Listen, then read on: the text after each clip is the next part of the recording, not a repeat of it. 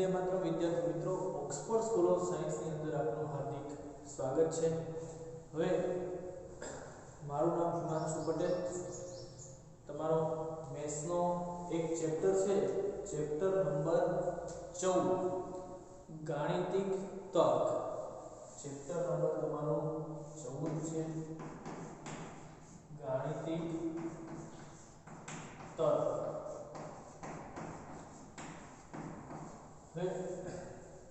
બહુ એકદમ સહેલું ચેપ્ટર છે।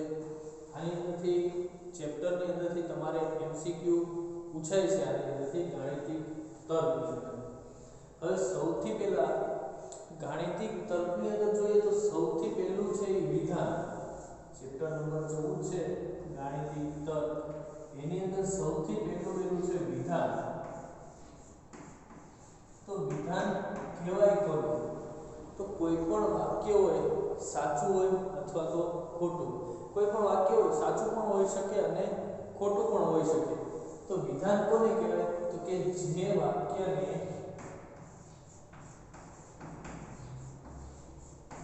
નિઃશંકપણે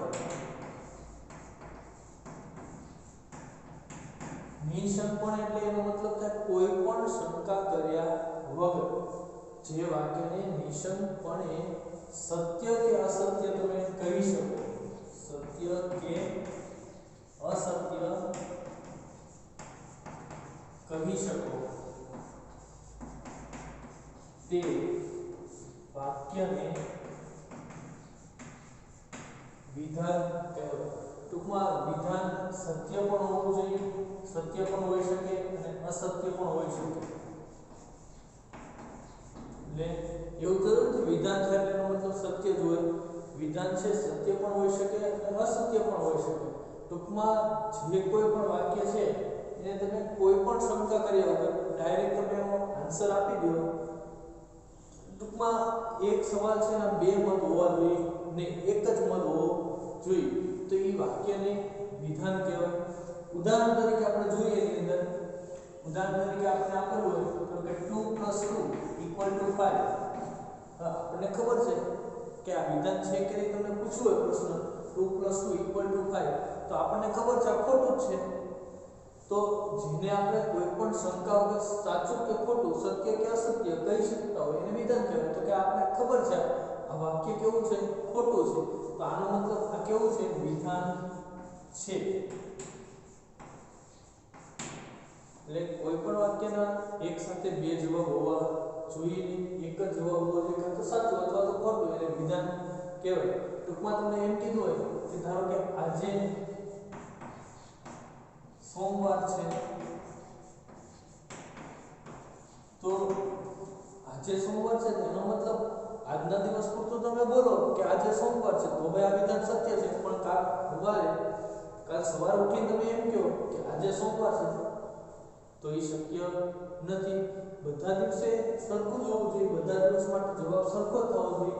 તો આજે સોમવાર છે આજના દિવસ માટે સાચું કહેવાય, પણ આવતીકાલે તમે કહો કે આજે સોમવાર છે, તો એ ખોટું થાય। એટલે એક પ્રશ્નના એકથી વધારે જવાબ મળે, એકથી વધારે જવાબ મળતા હોય તો એનો મતલબ આને ટૂંકમાં સાચું કે ખોટું તમે કહી શકો નહીં। આજના દિવસ પૂરતું સાચું કહેવાય પણ કાલ માટે ખોટું, એટલે બધા દિવસ માટે કાં તો સાચું હોવું જોઈએ કાં તો બધા દિવસ માટે ખોટું હોવું જોઈએ, તો જ આ વિધાન કહેવાય। એટલે એનો મતલબ આવું આવે ત્યારે વિધાન નથી। એટલે કોઈ પણ વાક્ય હોય, કોઈ પણ સૂત્ર હોય, એને તમે ડાયરેક્ટ સાચું કે ખોટું જવાબ આપી શકતા હોય તો અને તો જ એ વિધાન કહેવાય, બાકી વિધાન કહેવાય નહીં। હવે ધ્યાન રાખજો, હવે વિધાન છે નથી એવા હું તમને લખાવું છું કે વિધાન ન કહેવાય। તો વિધાન ન કહેવાય એમાં કઈ કઈ વસ્તુ આવશે એની અંદર? તો કે સૌથી પહેલું છે પ્રશ્નાર્થ વાક્ય। પ્રશ્નાર્થ વાક્ય હોય તો એને કોઈ દિવસ વિધાન કહેવાય નહીં। ઉદાહરણ તરીકે પ્રશ્નાર્થ વાક્ય હોય તો એનું ઉદાહરણ તરીકે ધારો કે તમે ક્યાં જાઓ છો? તમે ક્યાં જાઓ છો? પ્રશ્નાર્થ વાક્ય છે। તો આને પ્રશ્નાર્થ વાક્યને કોઈ દિવસ વિધાન કહેવાય નહીં. એટલે અહીંયા તમને જે લખાવું છું એ બધા એવા છે કે જે વિધાન ન કહેવાય એ વસ્તુ તમને લખાવું છું પ્રશ્નાર્થ વાક્ય છે. પછી બીજું છે આજ્ઞાર્થ વાક્ય હોય. આજ્ઞાર્થ વાક્ય હોય એટલે એનો મતલબ શાંતિથી બેસો, આજ્ઞા આપેલી છે શાંતિથી બેસો એ છે. પછી કોઈ ઓર્ડર કરેલો હોય, હુકમ કરેલો હોય, અમુક જગ્યાએ તમને ચેતવણી આપેલી હોય, હુકમ કરેલો હોય, મહેરબાની કરીને શાંતિ જાળવો કે સાયલેન્સ, એટલે એવા બધા શબ્દો છે એને કોઈ દિવસ વિધાન કહેવાય નહીં. પછી છે ઉદ્ગાર વાક્ય હોય. ઉદ્ગાર વાક્ય હોય એને પણ વિધાન ન કહેવાય. કોઈ પણ ઉદ્ગાર વાક્ય હોય, ઉદાહરણ તરીકે વાહ,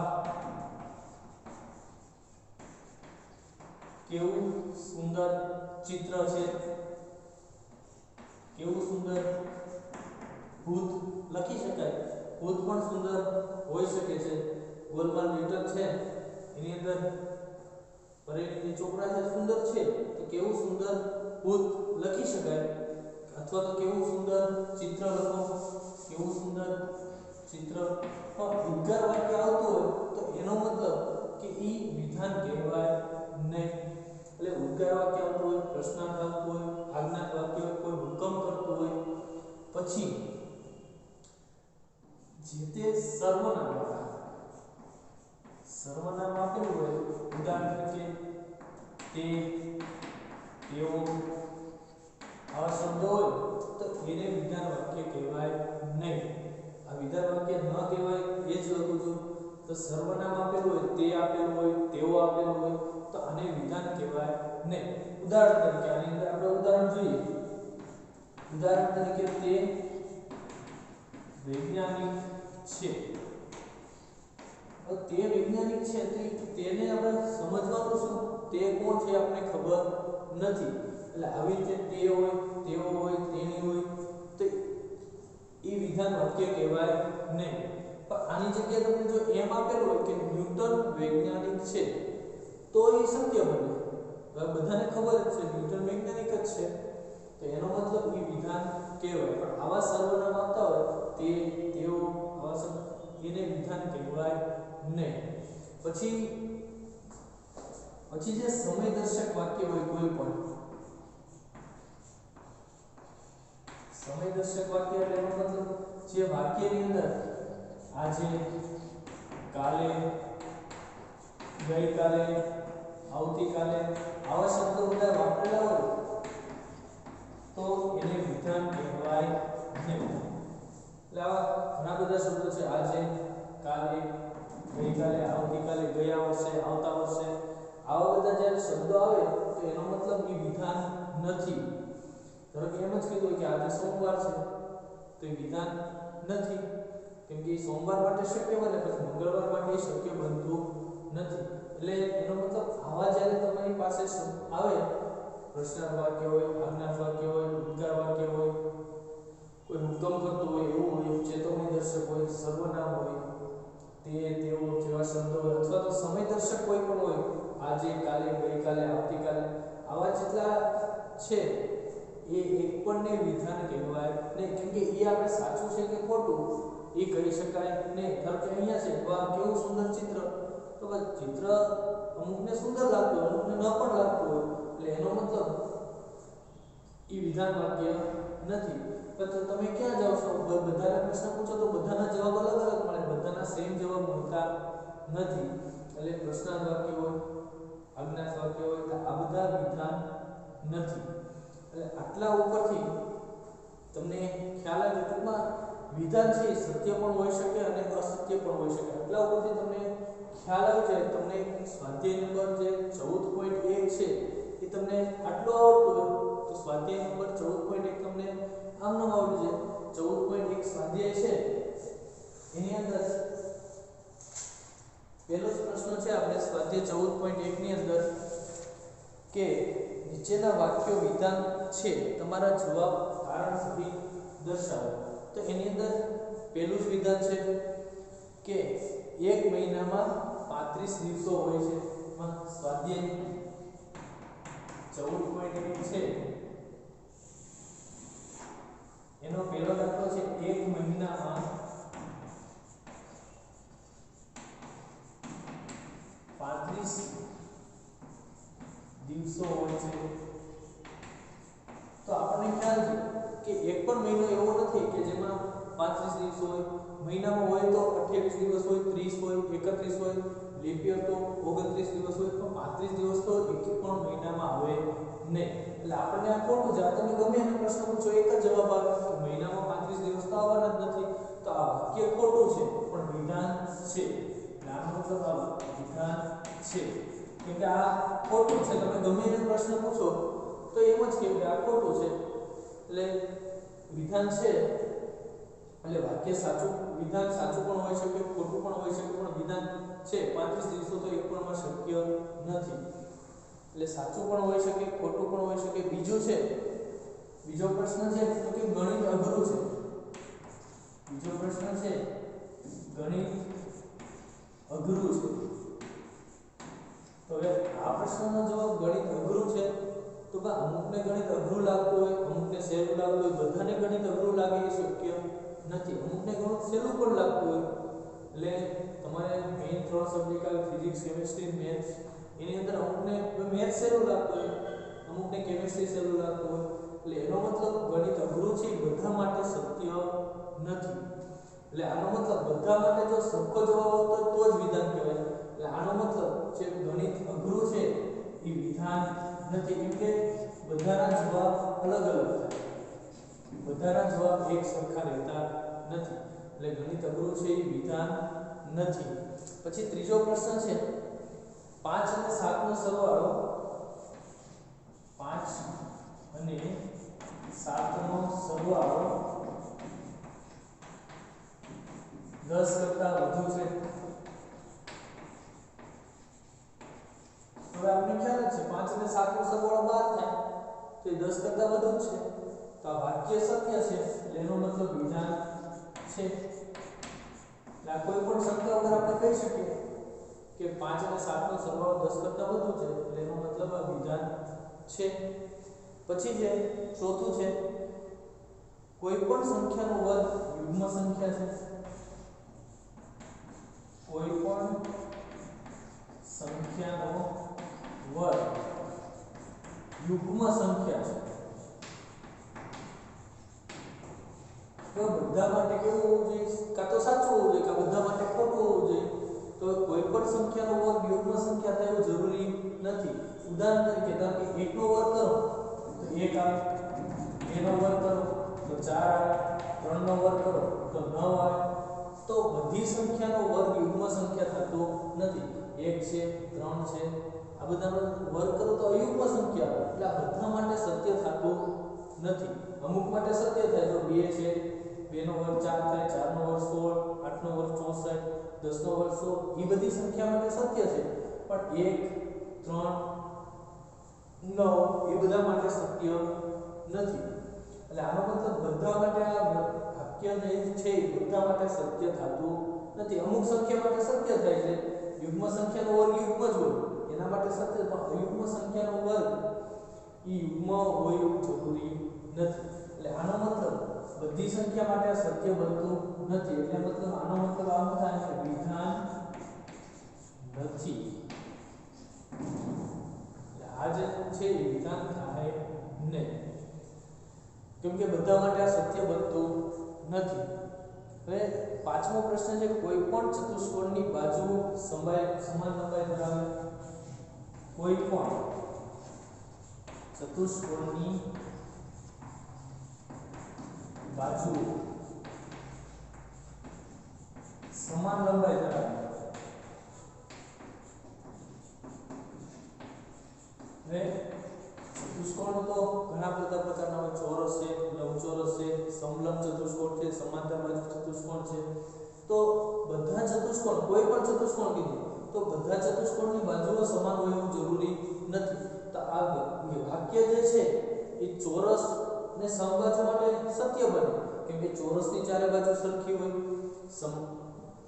સમબાજુ ચતુષ્કોણની ચારે બાજુ સરખી હોય, પણ લંબચોરસમાં કીધું હોય તો લંબચોરસમાં વિધાન સત્ય બનતું નથી કે લંબચોરસમાં બધી બાજુઓ સમાન હોય નહીં. સમલંબ ચતુષ્કોણ છે, પછી સમાંતર બાજુ ચતુષ્કોણમાં સામસામેની બે બાજુ સરખી હોય, બધી બાજુ સરખી હોવી જરૂરી નથી. એટલે આનો મતલબ કોઈ પણ બે માટે ચોરસ અને સમબાજુ માટે સત્ય બને, બાકીના ચતુષ્કોણ માટે સત્ય બનતું નથી. જો બધા માટે સત્ય હોય અથવા તો બધા માટે અસત્ય હોય તો જ એને વિધાન કહેવાય. કે બધા માટે સત્ય અને બધા માટે અસત્ય બનતું નથી. એટલે આનો મતલબ જે પાંચમું છે એ વિધાન નથી. પાંચમું જે છે એ વિધાન નથી. એટલે આવી બધી વસ્તુ તમારે ખાસ યાદ રાખવાની છે. પછી છઠ્ઠો પ્રશ્ન છે કે આ પ્રશ્નનો ઉત્તર આપો. જે છઠ્ઠો પ્રશ્ન છે, છઠ્ઠો પ્રશ્ન છે કે આ પ્રશ્નનો ઉત્તર આપો. આ પ્રશ્નનો ઉત્તર આપો. આ પ્રશ્નનો ઉત્તર આપો તો આ તો આજ્ઞા જ વાક્ય થઈ ગયું કે હુકમ થઈ ગયો. તો આનો મતલબ આ વિધાન નથી. ઓકે, આ પ્રશ્નનો ઉત્તર આપો તો કે આ પ્રશ્ન કયો છે એ આપણને ખ્યાલ નથી. એટલે આજ્ઞા જ વાક્ય થઈ ગયું. આ પ્રશ્નનો ઉત્તર આપો એનો મતલબ આ વિધાન નથી. પછી સાતમો છે કે -1 અને 8 નો ગુણાકાર 8 થાય. -1 અને 8 નો ગુણાકાર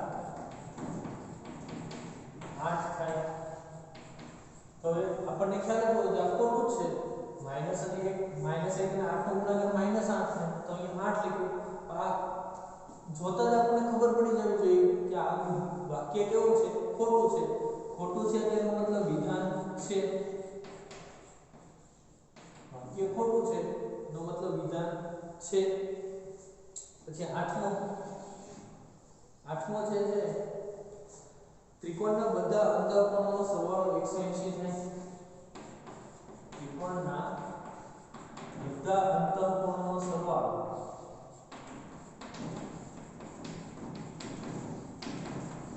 180 થાય. તો આપણને ખ્યાલ છે ત્રિકોણના ત્રણેય અંદરના ખૂણાનો સરવાળો હંમેશા 180 થાય. આ વિધાન તો નિયમ જ છે. તો નિયમ હંમેશા વિધાન કહેવાય. કોઈ પણ નિયમ હોય એ હંમેશા એક વિધાન કહેવાય. ધારો કે પૃથ્વી એક ગ્રહ છે તો એ વિધાન છે કેમ કે હંમેશા સત્ય છે. સૂર્ય એક તારો છે તો એ એક નિયમ જ છે, તો એ વિધાન છે. સર્વ માટે સત્ય હોય ને હંમેશા વિધાન હોય જ. ત્રિકોણના બધા અંતઃકોણોનો સરવાળો 180 થાય. એટલે આનો મતલબ કે આ વિધાન છે. પછી નવમું છે કે આજે તોફાની દિવસ છે. તો આના માટે શું કહી શકાય? આજે તોફાની દિવસ છે. તો આજે તોફાની દિવસ છે તો એનો મતલબ કે આ વિધાન નથી. કેમ કે આજે શબ્દ બરાબર સમય દર્શક છે. જ્યારે કોઈ પણ વાક્યની અંદર સમય દર્શક આવતું હોય તો હંમેશા એ વિધાન કહેવાય નહીં. એટલે એનો મતલબ જે આ છે એ વિધાન નથી. આજે તોફાની દિવસ છે. આજના માટે કદાચ તોફાન હોય, આજે વાવાઝોડું આજે આવ્યું હોય તો તોફાની દિવસ કહેવાય, પણ રોજે એટલું જરૂરી નથી. એટલે એનો મતલબ આ વિધાન નથી. ચલો 10મું છે બધી વાસ્તવિક સંખ્યાઓ સંકર સંખ્યા છે. બધી વાસ્તવિક સંખ્યાઓ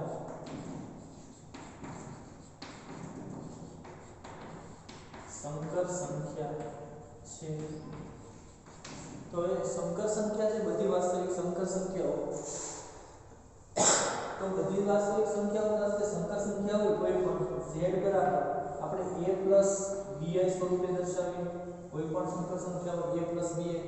તો કોઈ પણ વાસ્તવિક સંખ્યાઓ લઈએ તો ધારો કે 2 લઈએ તો એને આવી રીતે પણ લખી શકાય. ખાલી 2 હોય તો 2 0 આવે. તો આ 2 છે વાસ્તવિક સંખ્યા, +0 આવે લગાડો એનો મતલબ સંકર સંખ્યા થઈ જાય. એટલે કોઈ પણ વાસ્તવિક સંખ્યા હોય, ઉદાહરણ તરીકે z બરાબર 1/2 હોય તો 1/2 + 0 આવે. તો આ પણ એક સંકર સંખ્યા કહેવાય. એટલે આનો મતલબ બધી જ વાસ્તવિક સંખ્યાઓ સંકર સંખ્યા છે જ. એટલે આનો મતલબ જે આ છે એ આ વિધાન છે. એટલે બધી જ વાસ્તવિક સંકર સંખ્યાઓ સંકર સંખ્યા કહેવાય છે. કોઈ પણ વાસ્તવિક સંખ્યા લઈ લો, -5 લો, -5 + 0 આ ઉમેરી દો એટલે એ સંકર સંખ્યા થઈ ગઈ. એટલે બધી જ વાસ્તવિક સંખ્યાઓ સંકર સંખ્યા છે એ હંમેશા સત્ય જ છે. એટલે એનો મતલબ વિધાન છે. એટલે બહુ સહેલું છે. આની આગળ તમને ઉદાહરણ 1 આપેલું છે. ઉદાહરણ 1 તમે જોજો. જોઈને પણ તમે એકવાર વાંચશો. 6 દાખલા આપેલા છે એની અંદર 6 દાખલા જોશો એટલે તમને ખ્યાલ આવી જશે કે કોને વિધાન કહેવાય, કોને વિધાન ન કહેવાય. તમને એવા પણ એક્ઝામની અંદર એવા પ્રશ્ન પૂછાય છે કે આ નીચેના પૈકી કયું વિધાન છે. 4 ઓપ્શન તમને આપેલા હોય. 4 ઓપ્શનમાંથી કોઈ પણ એક ઓપ્શન સિલેક્ટ કરવાનો. એટલે એટલા માટે આ લખી નાખો સ્વાધ્યાય. પછી આપણે બીજી થિયરી જોઈએ.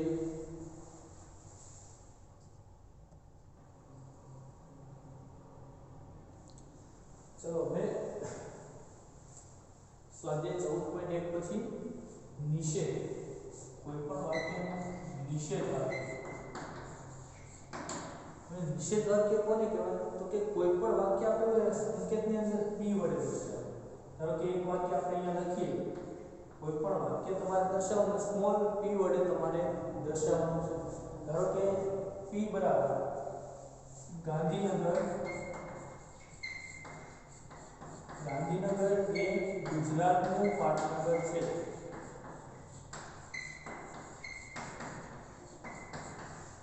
હવે આને તમારે નિષેધ બનાવવાનું છે. તો કોઈ પણ વાક્યનું નિષેધ બનાવવાનું તો એનો સંકેત નિષેધ p અથવા તો ઇંગ્લિશની અંદર નોટ p. આ p અને આ નોટ p, નિષેધ p. તો હવે આનું નિષેધ બનાવવાનું છે. સિમ્પલ છે એની જગ્યાએ નથી કરી દેવાનું. ગાંધીનગર એ ગુજરાતનું પાટનગર નથી.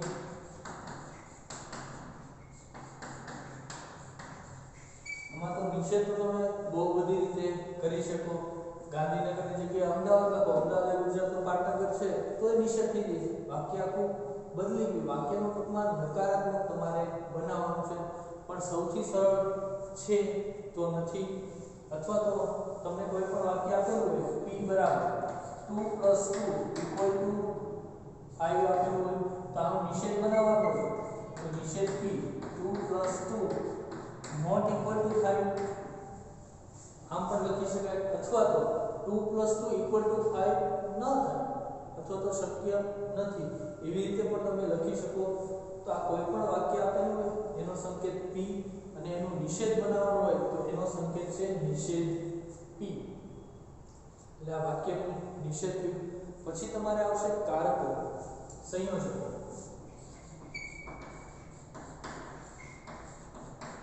સંયોજકો બે પ્રકારના છે. એક અને બીજું છે અથવા. એટલે કોઈ પણ બે વાક્ય હોય વચ્ચે અને આપેલું હોય અથવા આપેલું હોય આ બંનેને સંયોજકો કહેવાય. અને અથવા. આ બે વાક્યને જ્યારે છૂટા પાડો ત્યારે વચ્ચે અને હોય અને વચ્ચે અથવા હોય. આ બે જે છે અને અથવાને સંયોજકો કહેવાય. ટૂંકમાં બે વાક્ય આવી રીતે આપેલા હોય. ધારો કે પેલા સંયુક્ત વાક્ય હતું. સંયુક્ત વાક્ય એનો મતલબ બે સાદા વાક્ય હોય સિંગલ વાક્ય અને બે ભેગા કરો એટલે સંયુક્ત વાક્ય થાય. અને જો વચ્ચે અને હોય અથવા તો અથવા હોય. જો બે વાક્યની વચ્ચે બે વિધાનની વચ્ચે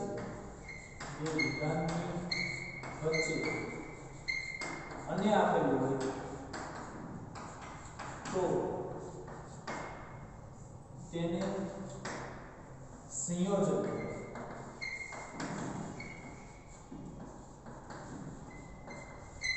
બે વિધાનની વચ્ચે શું આપેલું હોય અને આપેલું હોય તો એને સંયોજક કહેવાય. એને સંકેતની અંદર p સંયોજન q. સંકેતની અંદર આવી રીતે દર્શાવે p સંયોજન q. ઉદાહરણ તરીકે કોઈ પણ બે વાક્ય આપેલા હોય 2 + 2 = 4 અને 2 + 3 = 5 તો બે વાક્ય અલગ અલગ થઈ ગયા પહેલું વાક્ય શું થાય p બરાબર કે 2 + 2 = 4 અને બીજું વાક્ય શું થાય 2 + 3 = 5 તો જ્યારે બે વાક્યની વચ્ચે અન્ય હોય તો આને બે વાક્યનું સંયોજન કહેવાય વચ્ચે અને આપેલું હોય તેનો મતલબ શું થાય બે વાક્યનું સંયોજન એટલે એને સંકેતમાં p સંયોજન q એને સંકેતમાં આવી રીતે દર્શાવી શકાય એટલે બે વાક્યને વચ્ચે અને હોય તો આમાં સંયોજક કયો વપરાણો તો કે અને વપરાણો અને બે વાક્ય અલગ અલગ પાછા પડવા જોઈએ તો આને બે વાક્યનું સંયોજન કહેવાય પણ હવે જો વાક્ય કોઈ પણ આપેલું હોય જો સાચું વાક્ય હોય તો એને t થી દર્શાવે કોઈ પણ વાક્ય સાચું હોય તો એને સંકેત કયો હોય આ સાચું છે તો એને t કદાચ ખોટું વાક્ય હોય તો એને સંકેતની અંદર f દર્શાવવા એની સત્યાર્થતા સાચું વાક્ય હોય તો t લખી શકાય અને ખોટું વાક્ય હોય તો f લખી શકાય એની સત્યાર્થતા હવે વચ્ચે અને વાળું વાક્ય છે એ આખું વાક્ય સાચું છે કે નહીં હવે આ આખું વાક્ય છે વચ્ચે અને છે એ સાચું છે કે નહીં તો એના ઉપરથી તમારે p સંયોજન q નો સત્યાર્થતા કોષ્ટક ઈ તમારે યાદ રાખવું પડે કોઈ પણ બે વાક્ય હોય એની બે શક્યતા હોય આ ધારો કે પહેલું વાક્ય p છે બીજું વાક્ય q છે તો કોઈ પણ બે વાક્ય આપેલા એની બે શક્યતા હોય ચાર શક્યતાઓ કઈ કઈ હોય તો કે કાં તો બંને વાક્ય કેવા હોય બંને વિધાન છે કાં તો બંને વિધાન સત્ય હોય કાં તો પહેલું સાચું હોય તો બીજું ખોટું હોય અથવા તો પહેલું ખોટું હોય તો બીજું સાચું હોય અથવા તો બંને ખોટા હોય કોઈ પણ બે વાક્ય હોય એની અંદર મેક્સિમમ આ ચાર શક્યતાઓ હોય ચાર થી વધારે શક્યતા હોય પણ હોઈ શકે નહીં કાં તો બંને સાચા હોય કાં તો પહેલું વાક્ય સાચું હોય તો બીજું ખોટું હોય કાં તો પહેલું ખોટું હોય તો બીજું સાચું હોય કાં તો બંને ખોટા હોય તો હવે આનું સંયોજન p સંયોજન q હવે p સંયોજન q ની અંદર કે આખું વાક્ય કે આખું વિધાન સાચું છે કે ખોટું તો એના માટે p સંયોજન q માં વચ્ચે જો અન્ય આપેલો હોય તો બંને સાચા હોય તો જ સાચું બંને વિધાન સાચા હોય તો જ સાચું એક ખોટું હોય તો ખોટું થઈ ગયું પછી બે ખોટા હોય તો ખોટું એટલે આની અંદર તમારે યાદ ન રાખવું પડે સંયોજનની અંદર અથવા વચ્ચે અને આવતો હોય તો બંને જો સાચા હોય તો જ સાચું બાકી બધું ખોટું બે સાચા ઉદાહરણ તરીકે આ છે આ વાક્ય આપેલું છે તો કીધું છે કે તમે આની સત્યાર્થતા મેળવો કે આ વાક્ય આખું વાક્ય છે એ સાચું છે કે ખોટું તો પેલા બે વાક્ય તમે અલગ કર્યા 2 + 2 = 4 થાય તો આ સાચું છે q = 2 + 3 5 થાય આ પણ સાચું છે તો આખું જે વાક્ય છે વચ્ચે અને છે એટલે p સંયોજન q પ્રકારનું થાય તો બંને સાચા હોય તો આ વાક્ય કેવું થાય સાચું એટલે વચ્ચે જ્યારે અને આવતો હોય ત્યારે આ એનું સત્યાર્થતા કોષ્ટક છે એટલે આની અંદર સંયોજન વચ્ચે કયું વપરાય અને તો અમુક વખતે અને છે એ વચ્ચે જો અનેનો મતલબ બે વાક્યને છૂટા પાડવા આવી રીતે બે વાક્ય છૂટા પડી જતા હોય વચ્ચે અને હોય તો જ એ સંયોજક કહેવાય બાકી કહેવાય નહીં બે વાક્ય ઉદાહરણ તરીકે આવું વાક્ય હોય રામ અને લક્ષ્મણ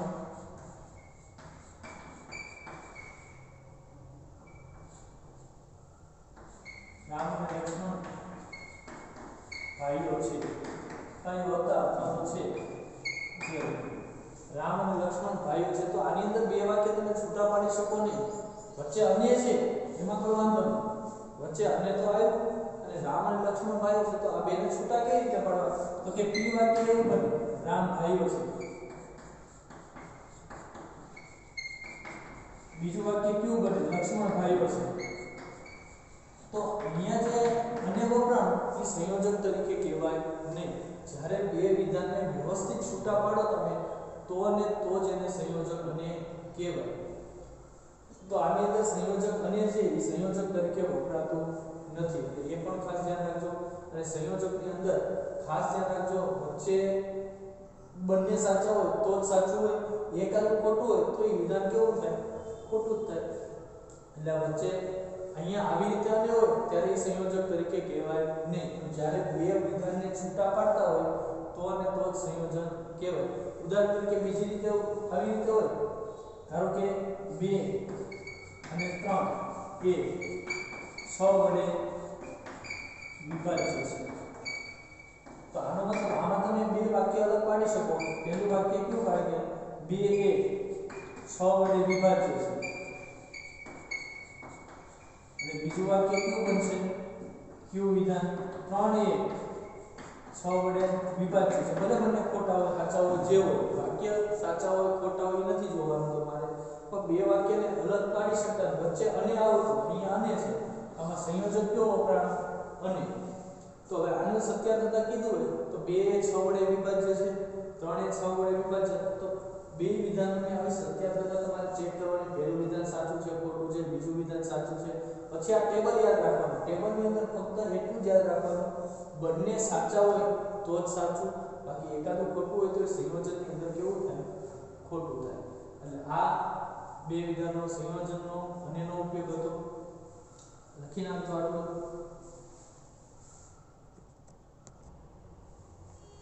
ચલો હવે સંયોજક અથવા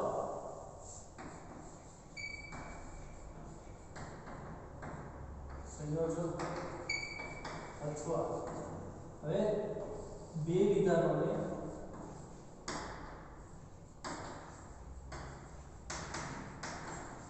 અથવા દ્વારા જોડવામાં આવે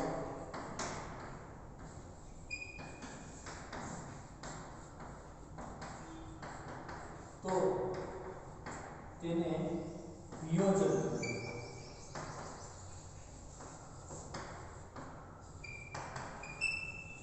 બે સંયોજકો છે અને અથવા. જો અને દ્વારા જોડવામાં તો એને સંયોજન કહેવાય, અથવા દ્વારા જોડવામાં આવે તો ત્યારે એને વિયોજન કહેવાય. તો કે એને સંકેતની અંદર p વિયોજન q, સંકેતમાં p વિયોજન q બે વિધાનને અથવા દ્વારા જોડવામાં આવે તો એને વિયોજન કહેવાય. ચાલો હવે વિયોજનની અંદર ઉદાહરણ તરીકે કોઈ પણ તમે ઉદાહરણ લખી શકો. ધારો કે અમરેલી એક જિલ્લો છે અથવા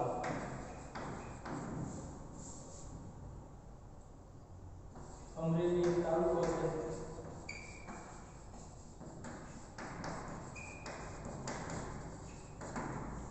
અમરેલી એક જિલ્લો છે અથવા અમરેલી એક તાલુકો. તો જો આ બે વિધાનની વચ્ચે ક્યું આવ્યું? અથવા.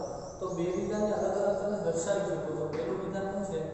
તો કે અમરેલી એક જિલ્લો છે. અને બીજું વિધાન કેવું બનશે?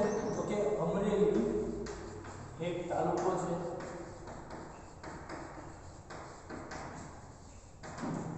તો વચ્ચે અથવા આવ્યું એટલે આનો મતલબ આ કયા પ્રકારનું વિયોજન પ્રકારનું વાક્ય છે આખું. વચ્ચે અથવા છે એટલે વિયોજન. હવે આનું સત્યાર્થતા કોષ્ટક p વિયોજન q. એટલે વાક્ય તો આપણને ખ્યાલ જ છે, બે પ્રકારના જોયું, p અથવા તો q. કાં તો બંને સાચા હોય, કાં તો p સાચું હોય q ખોટું હોય, p ખોટું હોય q સાચું હોય, અથવા તો બંને ખોટા હોય. તો વિયોજનની અંદર શું હોય? સંયોજન કરતા ઉલટું. વિયોજનની અંદર બંને સાચા હોય તો જ સાચું, એક સાચું હોય તો પણ સાચું. તો આમાં એક સાચું છે, બંને ખોટા હોય તો જ ખોટું. વિયોજનની અંદર શું થાય? બંને ખોટા હોય તો જ ખોટું, બાકી બધું સાચું. એકાદું વાક્ય સાચું હોય તો પણ આખું વાક્ય વચ્ચે અથવા તો સાચું બને. એટલે બંને સાચા હોય તો પણ સાચું થાય, એકાદું સાચું હોય તો પણ સાચું થાય, બંને ખોટા હોય ત્યારે જ ખોટું થાય. એટલે સંયોજનની અંદર તમારે શું યાદ રાખવું પડે કે બંને સાચા હોય તો જ સાચું. વિયોજનની અંદર બંને ખોટા હોય તો જ ખોટું, બાકી બધું સાચું. તો અમરેલી એક જિલ્લો છે, સાચું છે. અમરેલી એક તાલુકો પણ છે, એ સાચું છે. તો બંને સાચા હોય ત્યારે p વિયોજન q. તો આખા વાક્યની સત્યાર્થતા શું થાય? સાચું. વાક્ય આખું સાચું જ છે. એટલે આવી રીતે p સંયોજન q અને p વિયોજન q બંનેનો સત્યાર્થતા કોષ્ટક તમારે આ યાદ રાખવાનું છે. વિયોજનમાં એટલું જ યાદ રાખવાનું બંને સાચા હોય તો જ સાચું, બાકી બધું ખોટું. વિયોજનની અંદર બંને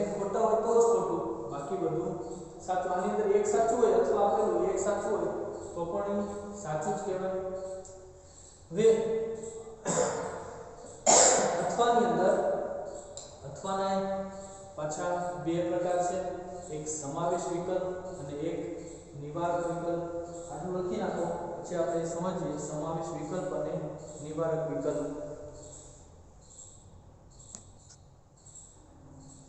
ચલો હવે અથવાના બે પ્રકાર જોઈએ આપણે. જો અન્યમાં આપણે જોઈએ એકમાં તાર્કિક કાર્ય કરતા એકમાં સંયોજક છે અને એકમાં રામ અને લક્ષ્મણ બંને ભાઈઓ એમાં સંયોજક નહોતું. એવી રીતે અથવાના બે ભાગ પડે છે. અથવા છે વચ્ચે અથવા આપેલું હોય એના પર બે ભાગ પ્રકાર પડે. એક તો સમાવેશ વિકલ્પ અને બીજું છે નિવારક વિકલ્પ. અથવાના બે ભાગ પડે છે, સમાવેશ વિકલ્પ અને નિવારક વિકલ્પ. એટલે હવે સમાવેશ અથવા તો આવશે બે વિધાનની વચ્ચે અથવા તો છે એની અંદર એ પાછા બે પ્રકાર છે, એક સમાવેશ વિકલ્પ અને એક નિવારક વિકલ્પ. તો એ સમાવેશ વિકલ્પ કોને કહેવાય? તો કે બંને ક્રિયાઓ, બંને વાક્ય અથવા તો બંને ક્રિયાઓ એક સાથે શક્ય હોય, એક સાથે શક્ય હોય તો વચ્ચે અથવા છે તો એને સમાવેશ વિકલ્પ કહેવાય. ઉદાહરણ તરીકે ધોરણ 10 પછી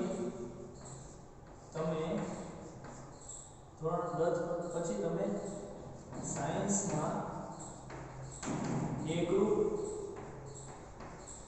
અથવા બી ગ્રુપ રાખી શકો.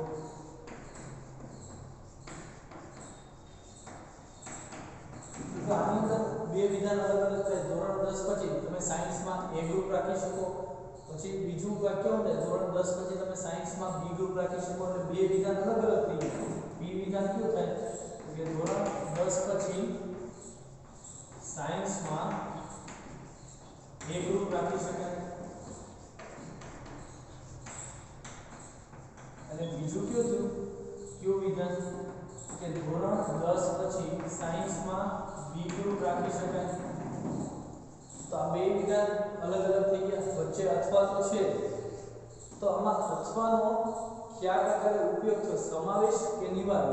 તો એનો મતલબ તમારે જે ચેક કરવાનું કે ધોરણ 10 પછી એ ગ્રુપ રાખી શકાય, બી ગ્રુપ રાખી શકાય, બંને ગ્રુપ પણ રાખી શકાય. બંને ક્રિયાઓ એક સાથે પણ શક્ય છે. તમે એ ગ્રુપ અથવા તો બી ગ્રુપ બેમાંથી કોઈ પણ એક ગ્રુપ રાખી શકો અથવા તો બંને ગ્રુપ પણ રાખી શકો, એ ઓપ્શન પણ છે. એટલે આનો મતલબ આ બંને ક્રિયાઓ એક સાથે શક્ય છે. તો આને કેવું અથવા જે આવ્યું એ કેવો કહેવાય? સમાવેશ વિકલ્પ તરીકે અથવા આની અંદર છે. અને સમાવેશ વિકલ્પ કહેવાય કે બંને ક્રિયાઓ એક સાથે શક્ય હોય તો સમાવેશ વિકલ્પ. હવે નિવારક વિકલ્પ કોને કહેવાય? તો કે બંને ક્રિયાઓ એક સાથે શક્ય ન હોય, બંને ક્રિયાઓ એક સાથે શક્ય ન હોય તો આને નિવારક વિકલ્પ કહેવાય. ઉદાહરણ તરીકે આપણે જોઈએ આની અંદર તો કે ધોરણ 12 સાયન્સ પછી તમે ઇજનેરી એટલે એનો મતલબ એન્જિનિયરિંગ અથવા મેડિકલમાં પ્રવેશ મેળવી શકો.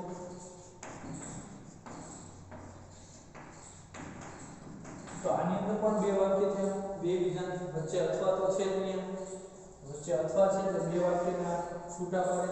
પહેલું વાક્ય પી વિધાન શું થાય કે ધોરણ 12 સાયન્સ પછી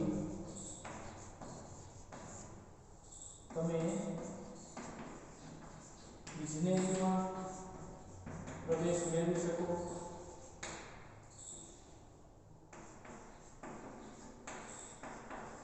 અથવા તો બીજું વિધાન કયું થાય? કયું વિધાન કે ધોરણ 12 સાયન્સ પછી તમે મેડિકલમાં એડમિશન મેળવી શકો, પ્રવેશ મેળવી શકો.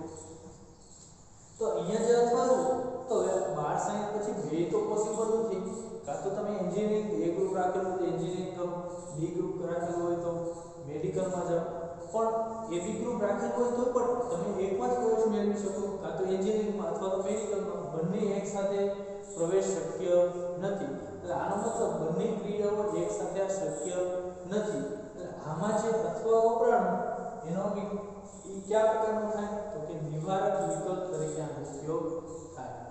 આમાં જે અથવા છે એ કેવા વિકલ્પ તરીકે આવશે? નિવારક વિકલ્પ, કેમ કે બંને ક્રિયાઓ એકસાથે શક્ય બનતી નથી. એટલે આ ખાસ યાદ રાખજો, અથવાનો બે પ્રકારે ઉપયોગ થાય, સમાવેશ અને નિવારક. સમાવેશ કરે બંને ક્રિયાઓ એકસાથે બે અલગ અલગ વિધાન છૂટા પાડવાના, બંને ક્રિયાઓ એકસાથે શક્ય હોય તો સમાવેશ વિકલ્પ, બંને ક્રિયાઓ એકસાથે શક્ય ન હોય તો આને નિવારક વિકલ્પ લખી શકાય. આટલું લખી નાખો, પછી સ્વાધ્યાય આપણે પછીના લેક્ચરમાં જોશું.